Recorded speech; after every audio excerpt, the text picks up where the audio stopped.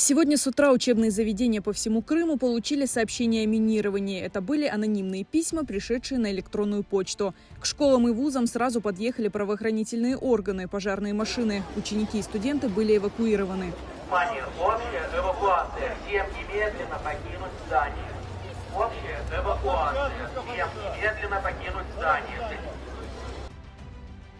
10 часов, около того, резко. Даже не голос самой вот этой вот сигнализации, просто сказали, что нужно выходить, что это не учебная тревога. Мы сидели на паре, быстренько все выбежали, постояли буквально несколько минут за забором, и потом нас сразу отпустили. В результате власти некоторых администраций городов приняли решение отменить занятия. Письма о минировании поступили в учебные заведения Симферополя, Судака, Керчи, Алушты, Севастополя, Феодосии, Евпатории, Бахчисарая, Советского района и других. Студентам КФУ в крымской столице не повезло еще больше. После университета сообщение о минировании поступило и на адрес студенческих общежитий. Студенты оказались на улице под снегом. Приехала полиция, ждем кинологов.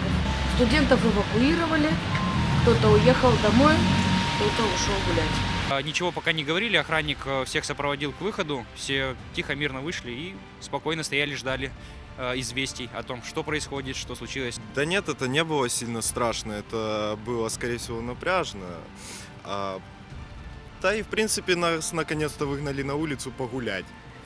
Погода, конечно, не очень. Погода вообще не очень, если честно, для гуляний, столовые все забиты и так далее. Но, в принципе, это наша безопасность, поэтому мы будем соблюдать все меры, которые нам сказали. Глава Крыма Сергей Аксенов поспешил сообщить, что анонимные сообщения поступают из-за пределов Крыма. Информация о минировании ни в одном учебном заведении не подтвердилась, но сообщениями о массовом минировании займется Следственный комитет.